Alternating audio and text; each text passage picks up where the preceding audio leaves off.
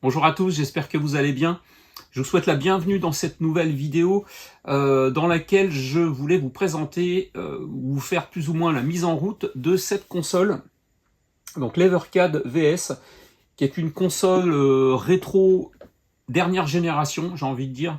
Vous étiez nombreux à me poser plein de questions sur ma dernière vidéo dans laquelle j'avais fait l'ouverture du pack. Vous m'avez laissé pas mal de questions dans les commentaires, dans la zone communauté, etc. Et donc voilà, j'avais envie de vous présenter, vous faire une petite mise en route de cette console. Donc j'ai pas la prétention de vous faire une présentation détaillée, technique et tout ça de la console, mais voilà, je voulais vous montrer les fonctionnalités qu'elle avait, regarder un petit peu comment elle était constituée, les branchements, etc. Donc voilà, on va faire tout ça ensemble juste après le générique.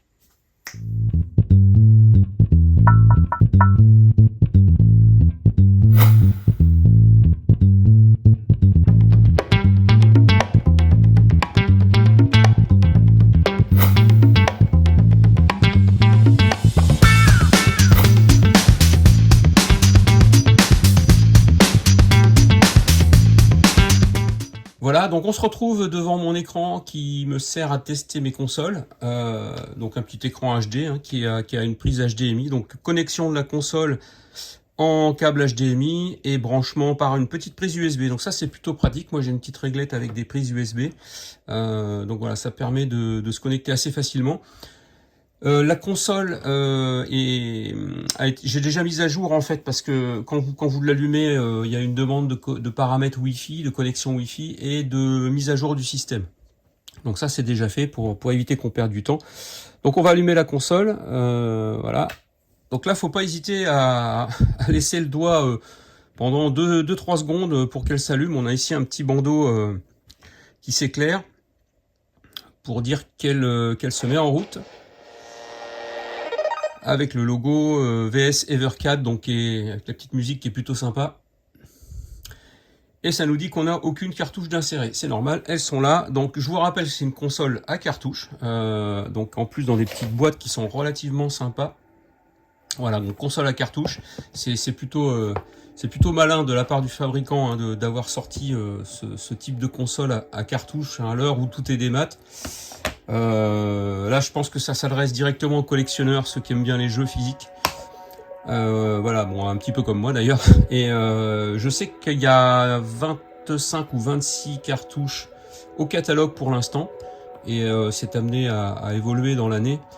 Parce que c'est voilà, c'est une petite console qui, mine de rien, a du succès. J'ai discuté avec beaucoup de personnes qui l'avaient, donc bah, c'est tant mieux hein. Si moi personnellement ça va me faire redécouvrir, enfin ça va me faire découvrir certains jeux rétro auxquels j'étais passé à côté. Voilà, donc on va tout de suite démarrer on va tout de suite mettre les cartouches. Donc en fait les cartouches, comme je vous le disais dans ma vidéo quand j'ai ouvert le pack, elles sont de la taille de cartouches de Game Boy hein. Voilà, elles sont blanches avec la marque de l'éditeur derrière et puis une petite étiquette devant. Ouais, c'est une petite étiquette plastifiée, donc voilà, je pense que ça va pas s'altérer dans le temps. Ensuite, donc on a l'ouverture de la console qui se fait par le devant comme ça.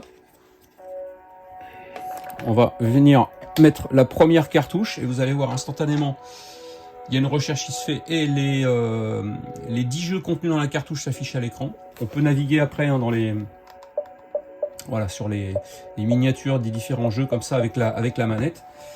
Et puis on va mettre la deuxième cartouche. La particularité c'est que on a vraiment les deux cartouches et le cumul des deux cartouches à l'écran. Voilà, maintenant on est passé à 16 jeux ici, vous voyez. Et puis là on va pouvoir toujours pareil se balader dans les écrans pour aller sélectionner le jeu qu'on veut. Je vais pas rentrer dans le détail des paramètres. Donc on a une petite fonction paramètres ici, la petite roue crantée qui permet d'aller dans les paramètres de la machine. Moi je suis juste allé voir l'affichage. Par défaut il est affiché en 4 tiers, donc avec un écran carré avec 2 bandes de chaque côté. Je l'ai mis en écran étendu pour voir ce que ça donne. Peut-être que je reviendrai sur certains jeux, ça sera peut-être plus sympa de le faire en 4 tiers.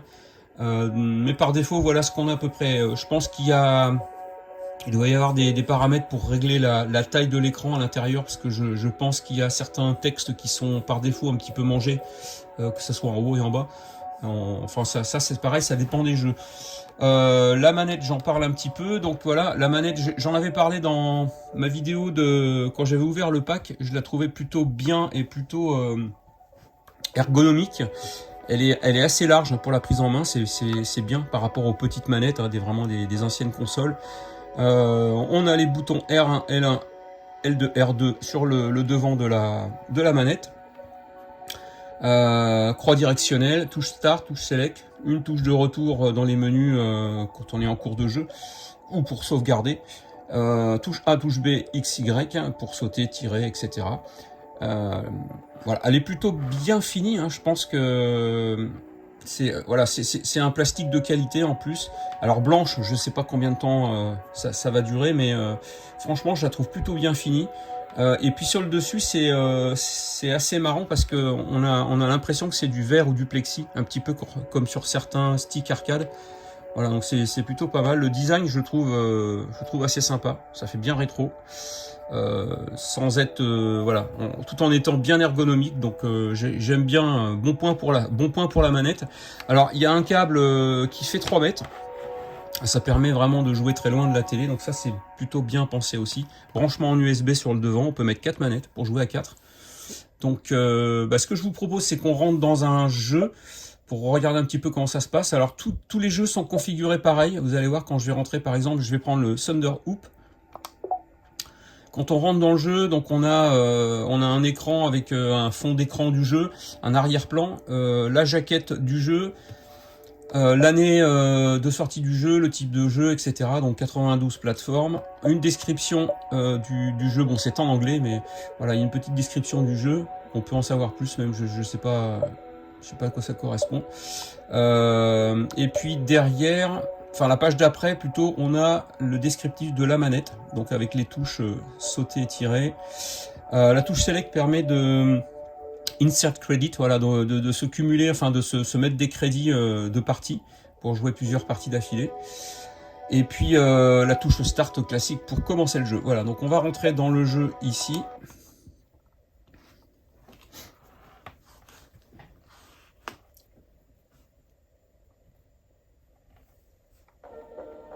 Voilà, insert coin. Donc là, on appuie sur la touche select pour se créditer des parties. On va en mettre 3, mais bon, c'est juste pour vous montrer la fonctionnalité.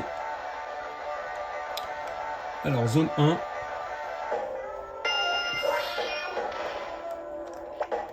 Alors, on a la touche A pour sauter, la touche B pour tirer. Je sais pas si on peut faire un double saut avec ça.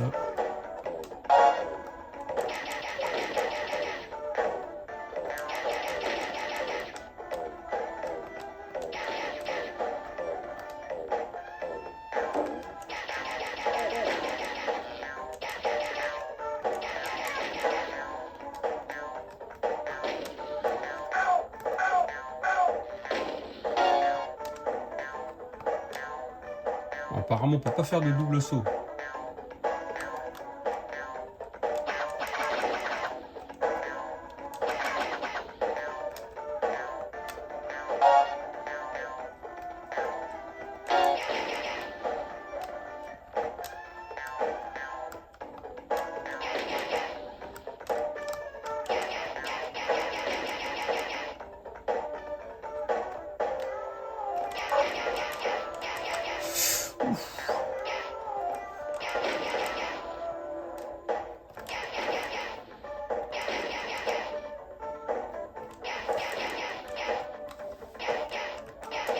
C'est bizarre. C'est où là?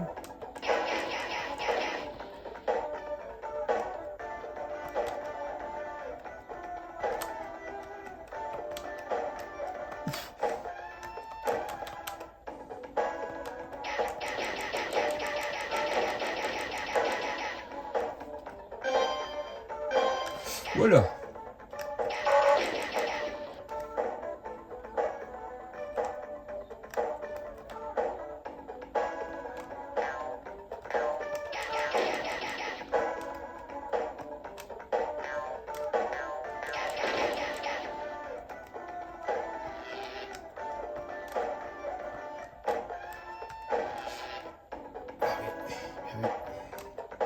Alors c'est plutôt manœuvrable, hein.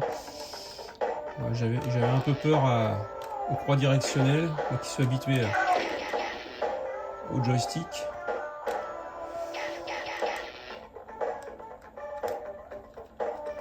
Ouais.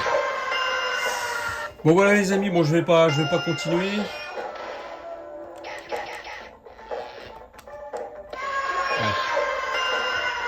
Voilà, donc on va revenir au menu. Donc quand on revient sur le menu avec la touche grise ici, on a le menu principal où on peut sauvegarder notre partie. Donc je sais pas ce que on va tenter, tiens. Voilà, sauvegarde rapide ici.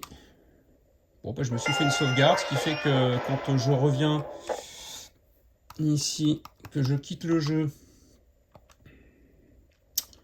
et que je reviens dans le jeu, je dois avoir la possibilité d'aller. Vous voyez pas, le focus se fait pas sur l'écran. Voilà, donc j'ai sauvegardé ma partie. J'ai quitté le jeu, je suis revenu, je suis allé sur le bouton gris dernière sauvegarde. On va voir s'il me charge vraiment le point. Ah ouais, il me charge le point de sauvegarde exactement à l'endroit où j'étais. Donc ça c'est plutôt pas mal. Donc on va sortir du jeu, quitter le jeu. Puis on va essayer un autre truc, tiens, le petit snowboard. Moi j'aime bien les jeux de glisse. Donc pareil, fonctionnalité de la carte, de la manette. Donc là on a que la touche B pour démarrer et jouer. Cac. Alors un petit jeu de 97, petit jeu de glisse.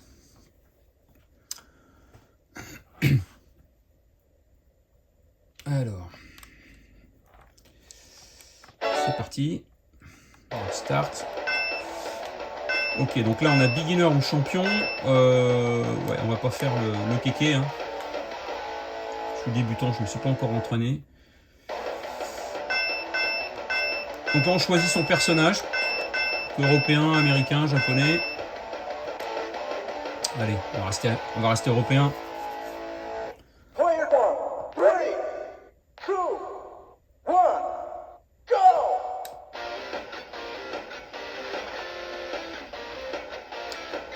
Donc là, je suppose qu'on doit avoir un temps à faire, tout en restant sur la piste. Voilà, j'ai parlé un peu trop vite.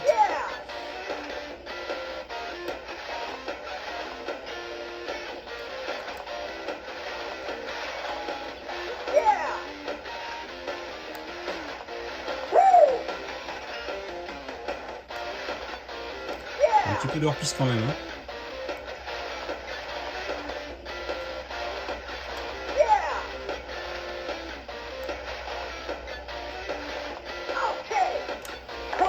Ok. 44-2 qualifié. Donc voilà, je vais pouvoir continuer sur une autre course. On va faire une autre descente et puis après on s'arrêtera là. Alors, on peut recommencer son niveau ou continuer sur l'autre parcours.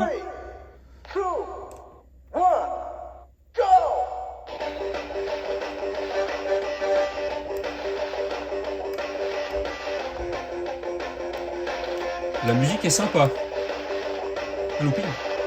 Ah oui, d'accord. Ok, bonus temps. Eh ben, je vais en avoir besoin.